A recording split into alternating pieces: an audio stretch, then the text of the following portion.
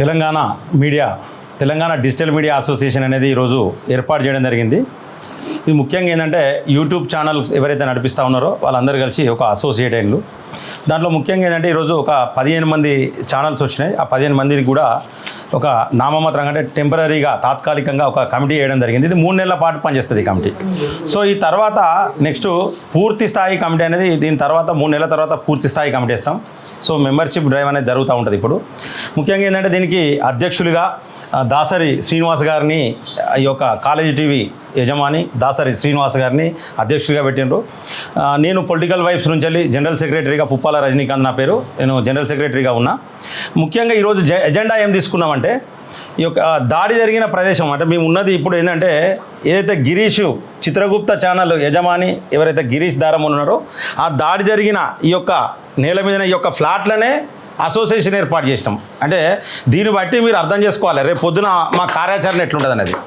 ఇవన్నీ ఛానల్స్ అన్నీ కూడా అంటే క్లియర్గా మేము ఏం చెప్తున్నామంటే ఇక్కడ ఆరోపణలు కాదు, ఖచ్చితంగా కేంద్ర సహాయ మంత్రి ఎవరైతే ఉన్నారో బండి సంజయ్ ఖచ్చితంగా స్పందించాలి. మరి ఆయన అనుచరులు అంటారు, వాళ్ళు నిజంగా అనుచరులు మేము కూడా మేము చూసినాం.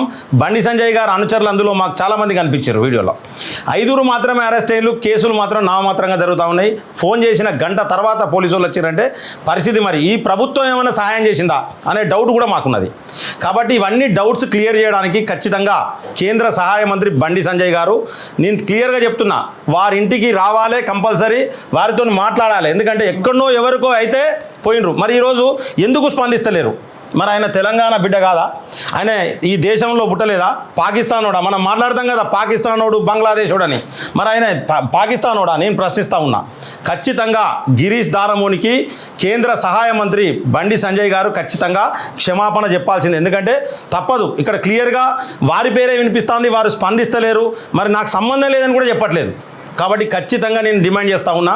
ఎందుకంటే ఒక అసోసియేషన్లో ప్రధాన కార్యదర్శిగా ఎన్నికైన తర్వాత ఖచ్చితంగా నేను ప్రశ్నిస్తూ ఉన్నా. కేంద్ర సహాయ మంత్రి బండి సంజయ్ గారు గిరీష్ దారమోని కుటుంబం మొత్తానికి కూడా ఖచ్చితంగా సారీ చెప్పాలి. లేకపోతే మా యొక్క భవిష్యత్తు కార్యాచరణ అనేది మరొక వారం రోజులలో మేము ఖచ్చితంగా మా భవిష్యత్తు కార్యాచరణ ప్రకటిస్తాం. అలాగే ఈ యొక్క అసోసియేషన్కు అడ్వైజర్లుగా బక్క జడ్సన్ గారు అలాగే అశోక్ సారు ఉన్నారు. నెక్స్ట్ ఉపాధ్యక్షులుగా శ్రావ్య గారు, రంజిత్ రెడ్డి, మహిపాల్ యాదవ్ ఉన్నారు. జాయింట్ సెక్రటరీగా క్రాంతి, అలాగే మన తిరుపతి ఉన్నారు.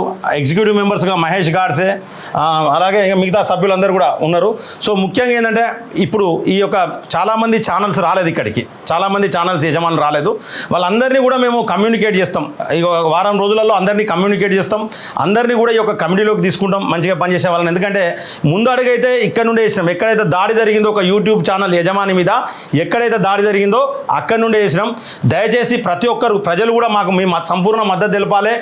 ఏ శాటిలైట్ల ఛానళ్ళలో రాని వార్తలు కూడా ఇక్కడున్న యూట్యూబ్ ఛానల్ యజమానులు అందరూ కూడా ధైర్యంగా ఆ ఛానల్ ద్వారా ప్రజలకు అందిస్తూ ఉన్నారు. చాలా వార్తలు కూడా ఈ యొక్క శాటిలైట్ ఛానల్స్ కొన్ని ఉన్నాయి. మొన్న మాట్లాడిండు, దీని మీద కూడా ఖచ్చితంగా మేము ప్రత్యేక కార్యాచరణ రూపొందిస్తాం. యూట్యూబ్ ఛానళ్ళు బ్లాక్మెయిల్ చేస్తాయి, బెదిరిస్తాయి. సో బెదిరించి డబ్బులు వసూలు చేస్తాయి. ఇట్లా దెబ్బలు పడతాయని ఒక ఛానల్ ఒకటి వేసిండు, TV9 ఒకడు. వాని మీద కూడా ఖచ్చితంగా మా భవిష్యత్తు కార్యాచరణ ఖచ్చితంగా ఉంటుంది.